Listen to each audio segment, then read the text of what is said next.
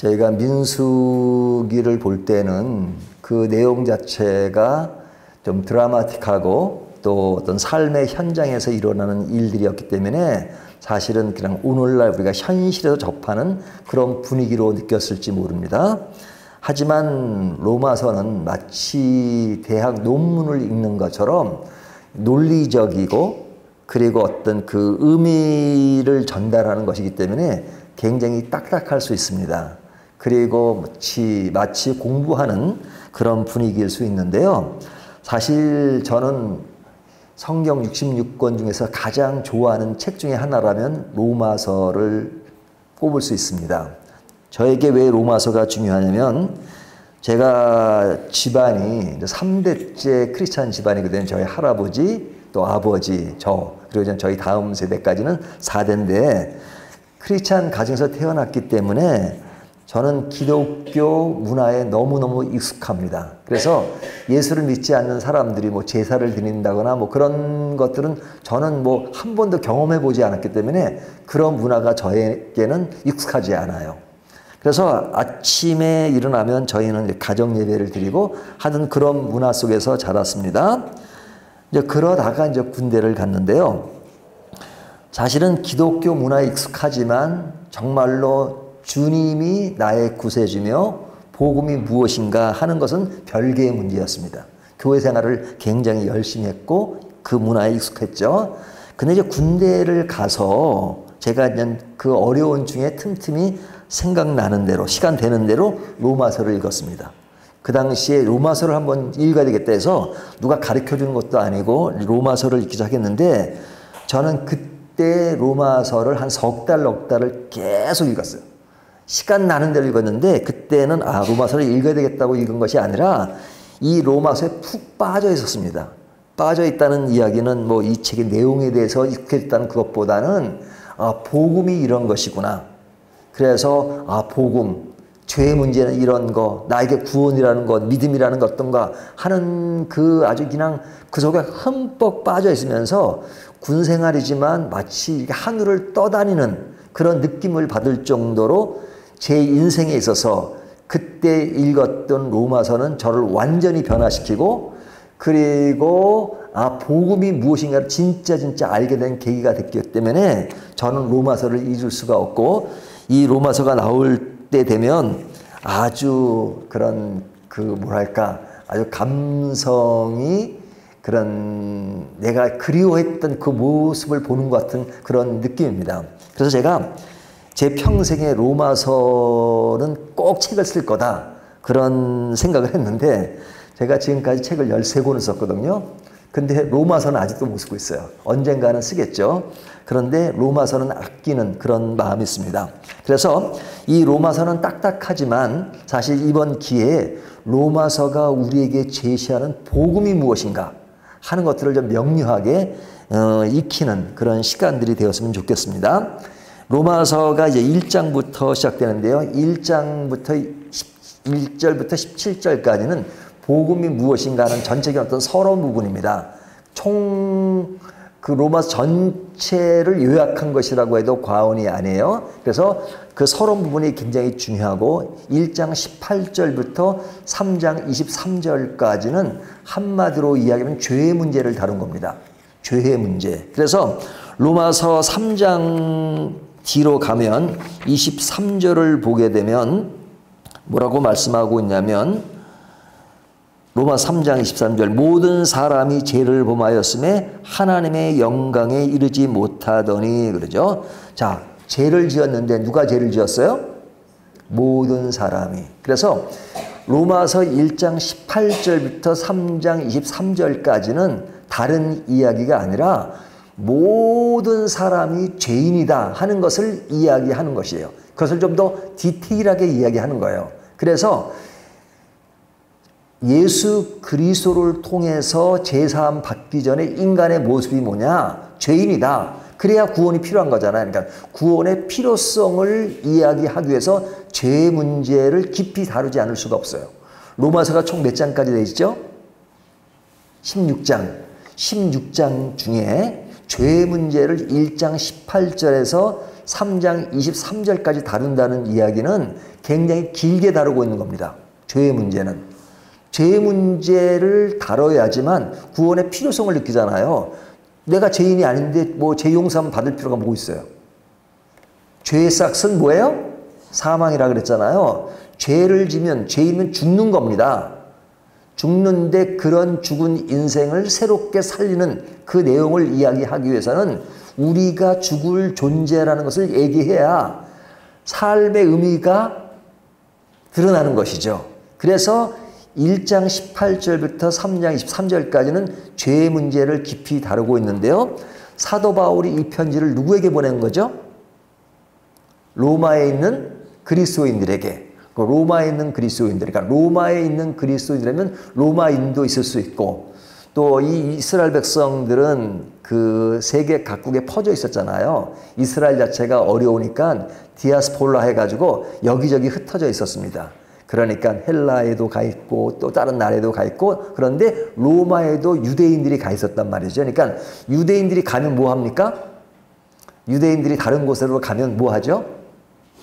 해당을 짓잖아요. 해당에 모인단 말이죠. 우리가 이제 아시아 사람들에 대해서 얘기할 때 하는 얘기가 있어요. 중국 사람, 일본 사람, 한국 사람. 중국 사람들은 외국에 나가면 뭐 합니까? 식당을 차린다 그러잖아요. 일본 사람은 회사나 공장을 차리고, 한국 사람은요? 교회를 세운다 그러잖아요.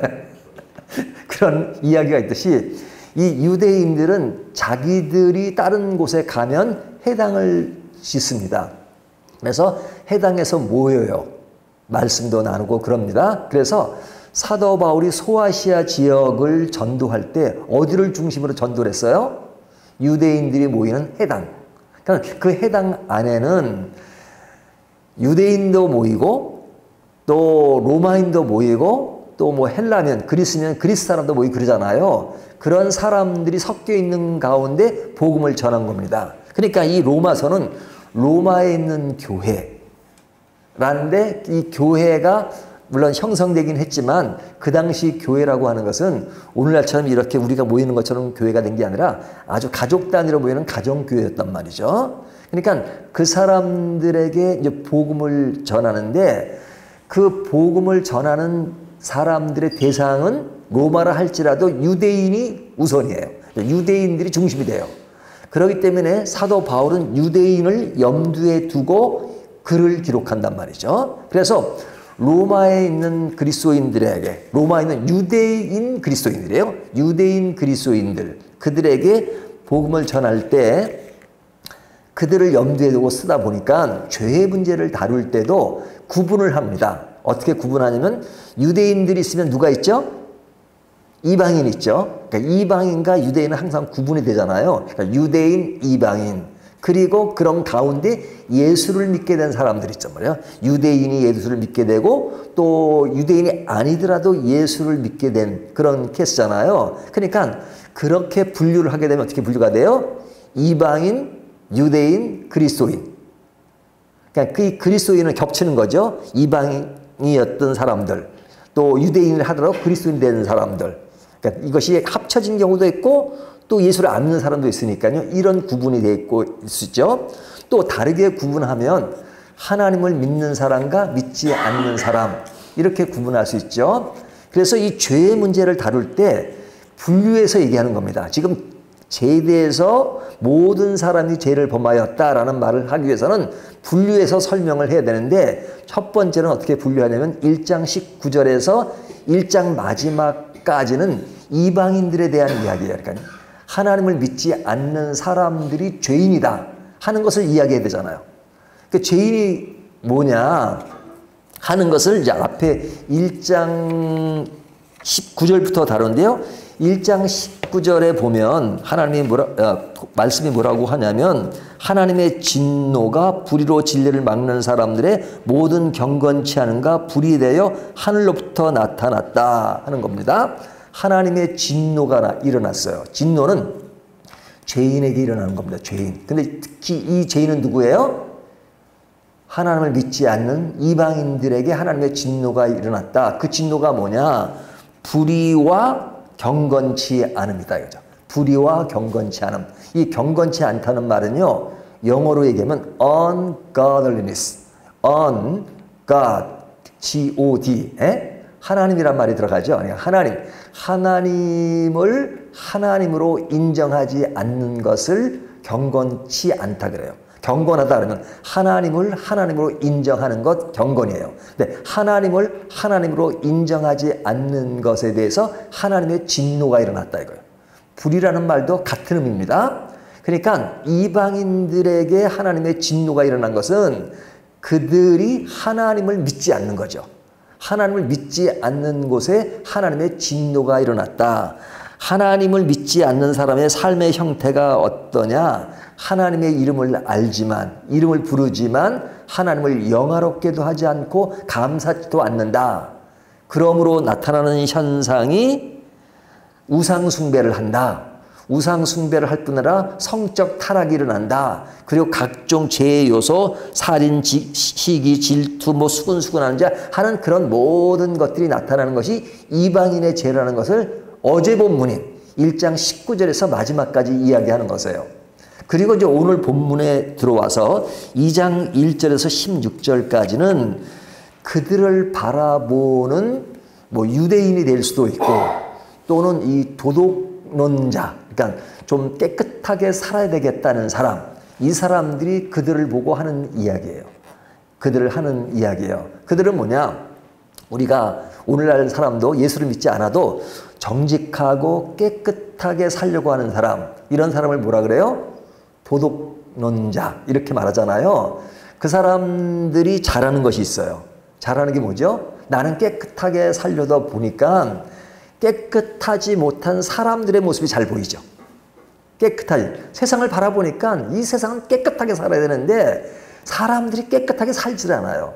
그냥 사기를 치고 거짓말을 하고 나쁜 짓을 하고 하는 그런 것을 보면서 자기 정의감 속에서 그들을 볼 때 그들은 너무너무 형편없는 거야. 당신들이 있기 때문에 세상이 이렇게 험난하고 세상이 약하고 세상이 좋은 나라가 되지 않는다라고 늘 그런 어려움을 호소하죠. 그것이 좋은 것이 될 수도 있고 나쁜 것이 될 수 있는데 죄의 문제를 다룰 때는 그들의 모습이 어떤 것인가 하는 겁니다. 그래서 오늘 본문 1절에 보면 그러므로 남을 판단하는 사람아 그러죠. 자, 그들의 특징이 뭐예요?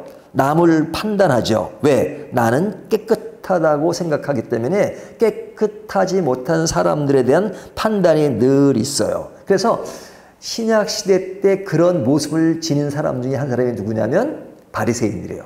바리새인들의 예수님은 자기의에 빠졌다 그래요. 자기의. 나는 의롭다 이거예요. 나는. 그러니까 내가 의로우니까 다른 사람들은 의롭지 않게 보는 거예요. 그러니까 자기에 대해서는 과대평가를 하죠. 나는 하늘을 우러보며 한 줌에 모두 없다고 생각하는 것처럼 그런 의를 가지고 있단 말이죠. 자, 그런 의를 가진 사람에 대해서 오늘 본문은 뭐라고 말씀하냐면 그렇게 너희가 남을 판단하지만 너희에게 뭐가 있다? 심판이 있다는 겁니다. 3절을 보세요. 이런 일을 행하는 자를 판단하고도 같은 일을 행하는 사람아. 여기 성경은 그렇게 내가 잘난 척하고 남을 판단하지만 같은 일을 행한다. 그리고 그들은 하나님의 심판을 피할 줄 생각하느냐. 그들에게도 심판이 있다는 얘기입니다. 이것이 계속 반복돼요. 오늘 보면 그것이 계속 반복되는데 5절 보면 여기도 보면 하나님의 의로운 심판이 나타난 그날에 임할 진노를 내게 쌓는도다. 누가? 남을 판단하는 사람이. 그리고 또 뒤에 가보면 계속 이어집니다. 12절 보면 무릇 율법 없이 범죄한 자는 또 율법 없이 망하고 또 무릇 율법이 있고 범죄한 자는 율법으로 말미암아 심판을 받으리라. 하나를 더 말씀드리면 16절 고 나의 복음에 이른 바와 같이 하나님이 예수 그리스도로 말미암아 사람들의 은밀한 것은 심판하시는 그날이라. 심판이라는 말이 계속 나오는데 누구에게 심판이 있다는 거예요? 남을 판단하고 비판하는 그 도덕론자, 아주 나는 깨끗하다고 하는 사람에게도 심판이 있다라고 말씀하는 겁니다. 왜 그들에게 심판이 있느냐? 그들이 남을 비판하지만 자기도 똑같이 그들과 같은 일을 행한다 이거예요. 핵심인 거예요. 네가 남을 비판해? 깨끗하고 생각해? 따지고 보면 너나 그 사람이나 같아 이겁니다. 그러니까 자기의에 빠지면 자기 자신을 돌보지 않으면서 남의 문제만을 본다 이거죠. 그래서 자기의에 빠지면요, 어떤 것이 발전하면 고집이 강해져요. 고집. 자기가 깨끗하네요. 그리고 회개할 줄을 몰라요. 왜? 나는 깨끗하고 생각하기 때문에 자기 문제에 대해서 남들이 지적하면 못 견뎌해요. 그리고 자기 자신에 대해서도 나는 정의롭고 의롭다라고 생각해요. 이것이 도덕론자들의 특징이에요. 그러니까 이들은 뭘 모르냐면 하나님이 그런 사람을 보고도 하나님이 참으시는데 하나님이 참으시다는 것을 몰라요. 왜? 바로 그냥 징계가 떨어지고 그런 것이 아니니까 그런 걸 몰라요. 4절 혹 내가 하나님의 인자하심이 너를 인도하여 회개하게 하심을 알지 못하여 그의 인자하심과 용납하심과 길이 참으심이 풍성함을 멸시하느냐. 예, 당장 뭐 떨어지지 않으니까 자기는 깨끗하고 하나님의 징계의 대상이 아니라고 생각한단 말이죠. 그런데 하나님의 심판은요, 상대평가입니까? 절대평가입니까? 자, 이제 질문입니다. 우리가 이제 학교 다니면, 대학 다니면 상대평가, 절대평가가 있잖아요. 예? 근데 하나님의 평가는 절대평가입니까? 상대평가입니까? 예? 절대평가입니다. 아주 애누리 없어요. 절대평가예요. 그러니까 죄를 우리가 이렇게 퍼센트로 따질 수는 없지만 어떤 사람은 99% 죄를 짓고 1% 죄를 안 져요. 어떤 사람은 반대로 반대가 돼요. 그러면 누가 죄입니까? 다 죄인이에요. 절대평가는 이 사람도 죄인, 이 사람도 죄인. 죄인이냐 죄인이 아니냐 두 가지로 딱 갈라져요. 절대평가이기 때문에 예외가 없어. 99% 죄인이나 1% 죄인이나 다 죄인이에요. 0.00001% 죄인이도 죄인이에요. 그건 애누리가 없어요. 그러니까 사람 간에는 그런 차이가 크죠. 사람 간에는 한 70% 좀 의롭고 또 30% 의로운 사람이 있으면 70% 의로운 사람이 30% 의로운 사람 보고 야 너는 이 세상을 그따위로 사냐? 라고 말한단 말이죠. 왜? 내가 그 사람을 좀 깨끗하다고 생각하는 거죠. 그러니까 국회의원들 간에도 당신 나보다 깨끗해 막 그런 국회를 그런 얘기 하는 얘기도 들은 적이 있어요. 그 뭐냐면 자기들 간에는 그런 도토리 키재기식으로 조금 의로우면 의로운 것을 가지고 내가 당신보다 나아. 그런단 말이죠. 누가 그래요? 도덕론자들이. 그러니까 도덕론자의 대가라고 하시는 유대인들이에요. 왜? 율법주의자들이니까. 그러니까 율법을 가지고 이방인들 향해서 나는 너희들보다 깨끗하게 살아. 그러니까 너희들은 개야. 뭐 이렇게까지 말한단 말이죠. 자, 그런데 그런 사람들에 대해서 하나님의 심판이 있는데 실제로 그들의 죄의 양상을 보면 진리를 따르지 않고 불의를 따르는 자다. 8절에 그렇게 이야기하고요. 그렇게 행하는 자는 유대인이나 헬라인이나 상관이 없다라는 것이 9절에 말씀하고 있고 그런 사람들에 대해서 하나님은 외모로 취하지 않으신다 하는 것이 11절에 나옵니다. 그리고 하나님은 은밀한 것을 보시고 심판하신다 하는 겁니다. 이것이 하나님의 심판의 기준이에요. 그러니까 그 심판의 기준으로 보면 죄인이 아닌 사람이 없는 거예요. 어떤 사람은 뭐 율법이 있으니까 율법을 기준으로 해가지고 죄인이냐 죄가 아니냐를 알 수 있지 않느냐. 율법이 없다 할지라도 율법에 해당되는 이방인을 할지라도 양심의 법이 있기 때문에 그 양심의 법에 따라서 그 모든 사람은 다 죄인이다 라고 14절 15절에 말씀하고 있는 겁니다.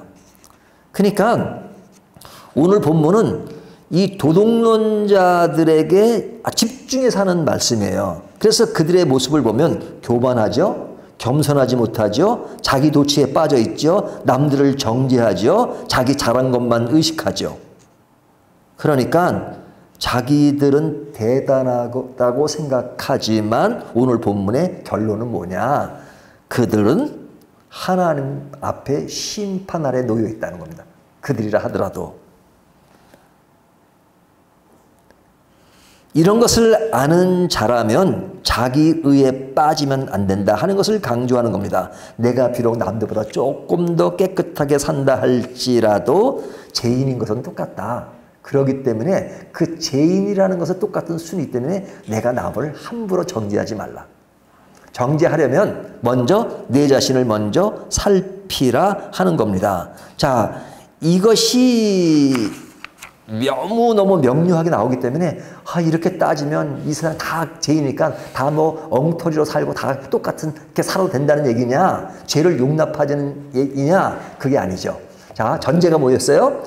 1장 19절부터 3장 23절까지는 뭐에 대한 이야기라고요? 죄에 대한 이야기. 그러니까 모든 사람이 죄인이라는 것을 증명하기 위해서 쓰여진 것입니다.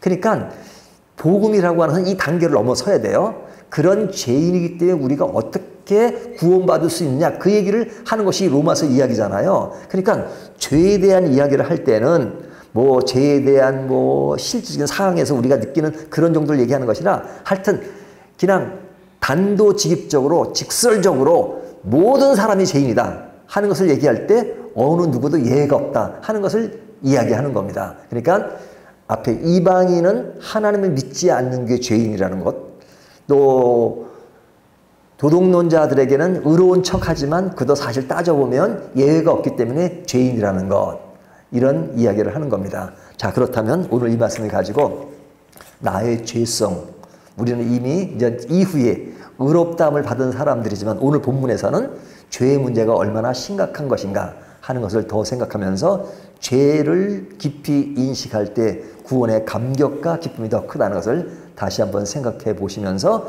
죄에 대해서 다시 한번 생각해 보는 저와 여러분이 되시기를 주님의 이름으로 축원합니다.